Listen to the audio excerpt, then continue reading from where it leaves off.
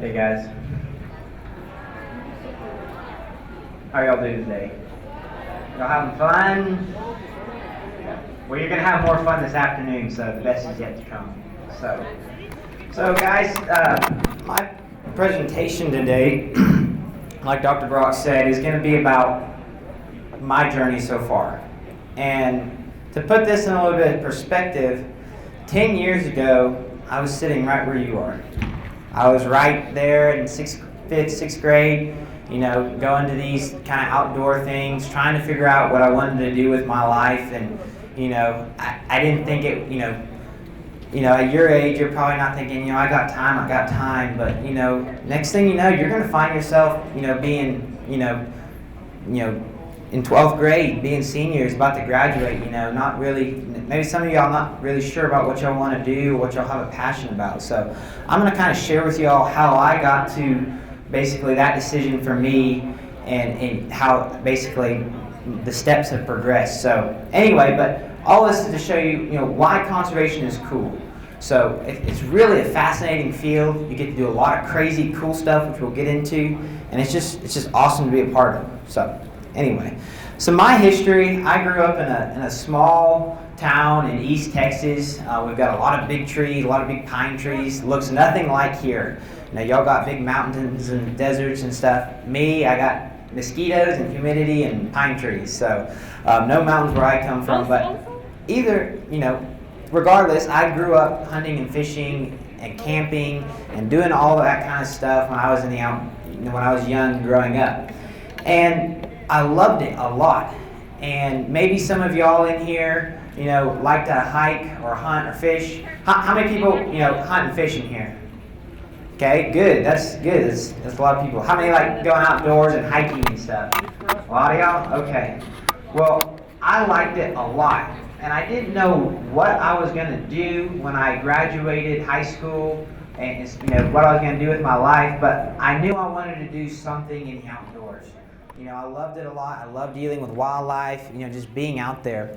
And so that kind of led me to, trying to decide what I wanted to do. And so I graduated high school in 2018, at the age of 18, and I knew after I kind of been around some people like Dr. Brock and some of the other people you meet here, that I wanted to be a wildlife biologist. I really didn't know what that meant at the time, but I knew that, they did cool stuff. They went and, captured bighorn sheep, and they went and darted, white-tailed deer, and they caught turkeys, and they did all this cool stuff in the outdoors with wildlife. And so that led me to, I'm going to school now at a university called Stephen F. Austin State University. It's in the East Texas. And there I'm getting a degree in forest wildlife management. And it's super cool because I get to blend my degree with both forestry and wildlife. So I get to kind of do both of it. I get to get the whole rounded kind of experience of the outdoors, and that's what I get to work in every day. I'm not stuck in a cubicle or in the office staring at a computer all day. I'm out in the woods doing cool and crazy stuff. So what exactly do I do? I know I've said all this stuff, but I'm going to show you all a bunch of pictures and videos of stuff I've gotten to do over the last couple of years being in this field. And so here's a picture here. This is a really big pine tree, guys. I mean, this is a really unique tree that you don't find. This was like 115 feet tall. So big trees, pretty cool stuff to be around. So as I said, I'm enrolled right now at Stephen F. Austin. Here you can see a couple pictures of us. We're in the woods. Y'all are always in school. How many times y'all just go out and play in the woods for school? Few. Well, that's what I get to do for my school. I get to go outside and be in the woods and, deal with animals. So it's a cool, school's not so bad when you get to do fun stuff like that. So, but I have done a lot of cool, crazy stuff. So here's a picture, and I'll get into this in the next slide. We're on a deer capture. Who here knows what a deer capture is? What you do on a deer capture? What do? You catch deer. Right, you do. And so there's a lot of different ways to catch deer. You can do it with like drop nets or like, tranquilizers, but here we used helicopters. And so on a deer capture, you'll capture deer with these helicopters. And the reason you're doing it is you're just not catching deer just to do it. You're doing it for a reason. And so you're collecting data, information that'll help biologists, with their management decisions of the deer, help us understand what those deer are doing and why they're doing it. And then we put like GPS collars on them to kind of understand their behavior and their movement. And so super fun, a lot of action. Some more pictures, the guys fly around these big helicopters with these big net guns and a lot of action, people jumping on, wrestling deer. I mean, that's pretty cool. That's pretty unique field you get to do that in. So I also got to go do a bunch of duck bandings. Who here, likes ducks or likes waterfowl? We have any waterfowl hunters? A few people. Well, y'all probably learned this maybe some point today or, as y'all get older that banding ducks is a really big part of waterfowl conservation. And so here's a couple of pictures of me. I've been on multiple duck bandings where we put these little metal bands on the ducks. That duck is like a name tag. So like that duck will catch them here in like Louisiana. They'll fly back to Canada and then they'll fly back down the next winter. And if that duck gets harvested the next winter, those hunters can report that code, and I'll show you, my duck was killed in South Texas the next year, or was killed in Monroe, Louisiana. Like it'll show you where that duck's been and everywhere. Super cool, super important. And so again, it collects that morphological data, and it's really important for research purposes. Here's some more pictures. We use rocket nets to capture these ducks. Here, there's a bunch of ducks, swimming around. We're putting them in crates. This top right picture, you can see we're collecting blood samples off of it. And then here's the bottom picture where we release them and everything. So again, super cool, guys. You don't get to do this, just anywhere. This is a specific field of wildlife management and conservation. I've also done multiple dove bandings, just like the duck bandings, except we're catching mourning doves, banding them. This is when I worked for the Texas Parks and Wildlife Department. So everyone here is from Nevada, right? Right? Yep. Okay. Yeah. So y'all's department is a Nevada Department of Wildlife. Basically, they're the department in charge of all the wildlife conservation and stuff. They're here. You'll probably meet them today. And so my department in Texas is the Texas Parks and Wildlife Department. And I've got to work with them a couple of different times through internships and other job opportunities to do a bunch of other things like catching deer, catching doves. We caught quail, did a bunch of habitat work. So it's super cool. So talking about habitat, mentioning it,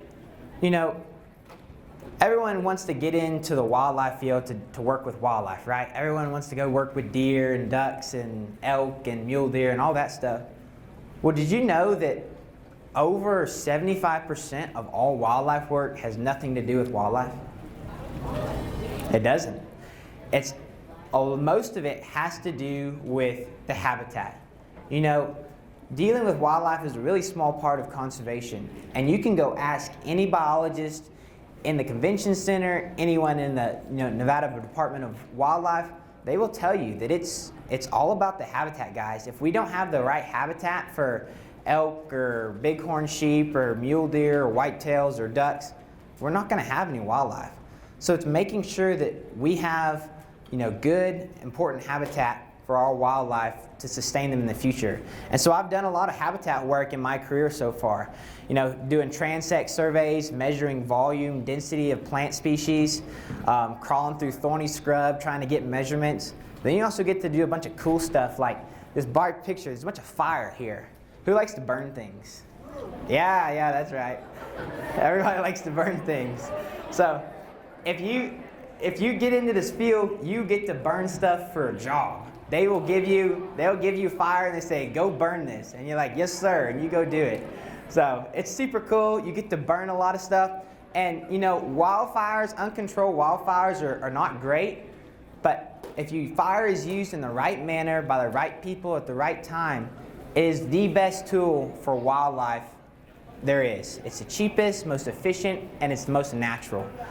Guys, this fire is a natural part of the landscape, and having fire-dependent ecosystems that need that regular fire currents provides good forage for our wildlife, good habitat, and it's very important. So you get to do some burning while you're in this field. So here's another thing, Who here, like sees beavers and like, oh, they're cute beavers, everything, yeah. Beavers can be very bad. They're mean little rodents that can cause a lot of problems. And they can cause a lot of damage too. So, and this is a small part of what we do, but being a forester, you get to do some, cool things besides just fire. Who likes to blow things up? Yeah. So, I'm going to show y'all kind of what we do.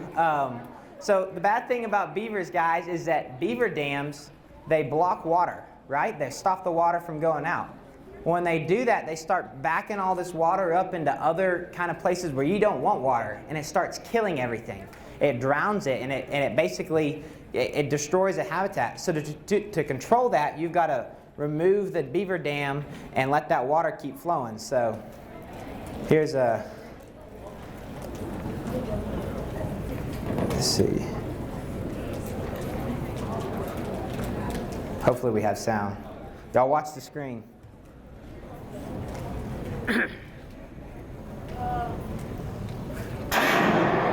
Yeah.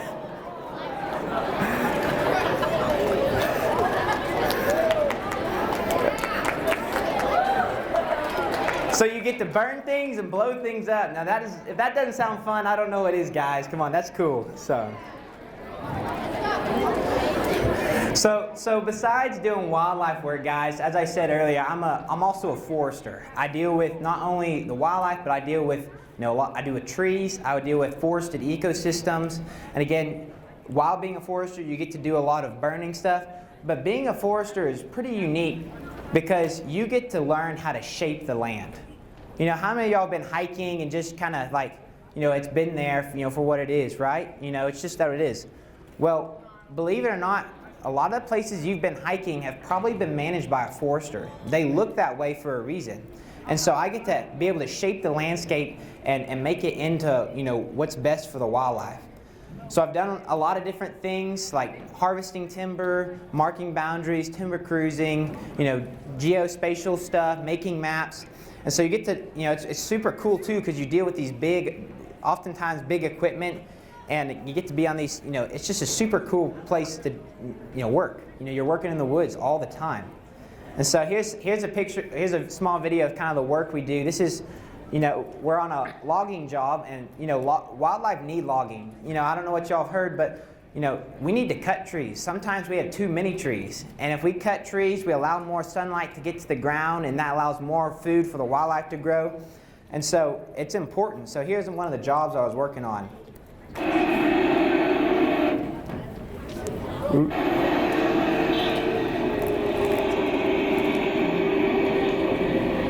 These are some big trees, guys.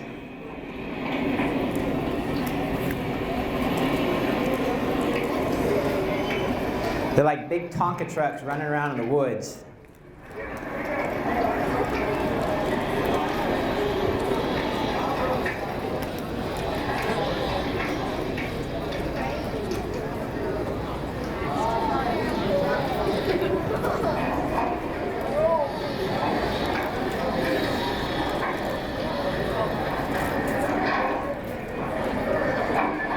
So while y'all are watching that, everybody pick up their brown lunchbox. Everybody pick it up. All right, what's it made out of? Made out of trees, yeah. So trees are super important, guys, for everything we do, whether it's building or even serving lunches. Yeah, cardboard and all paper products are made from trees. So, guys, I've also got to go to a lot of cool places. I've got to work in Africa too. I've got to work with rhinos and elephants and cheetahs and stuff. So here we darted an elephant that we had to put a new collar on. I've worked with rhinos. I've got to, monitor rhinos with, telemetry, and I've got to work with veterinarians helping notch rhinos, helping conserve them. Here's some pictures of the work I did with them. Here we are doing a rhino notching to basically give them an identification. We've dealt with cheetahs. And this next video is pretty cool, guys. Watch this. I had a cheetah lick my face.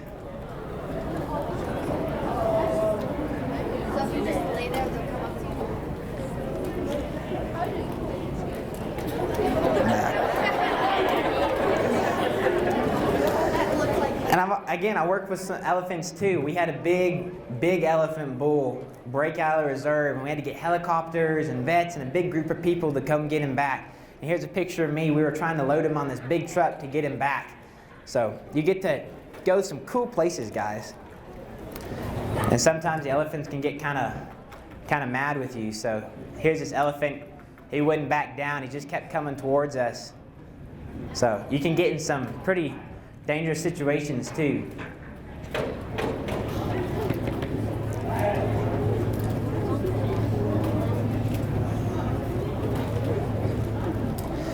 So guys, kind of wrap this up, what's the point of all this? Why am I here? Why is Dr. Brock here? Why are y'all here right now? It's because conservation is necessary, guys. If y'all want to enjoy the outdoors and go hiking and hunting and fishing like all of y'all say y'all have done, it starts right now. It starts right here. And I want y'all to think about this because when I was in your shoes, I didn't know this was an opportunity to get a job in. I didn't know I could go do all this cool stuff. And so I'm letting y'all know now that it's an option, guys. Be thinking about this whenever you get ready to graduate. So again, conservation is cool, guys. It's super fun. You get to go to a lot of crazy places, do a lot of crazy things. It's important, it's exciting, it's adventurous. And you can spend your life doing it and make some money at it. So guys, I hope you'll have a great day today, and I'll be happy to take any questions afterwards. So.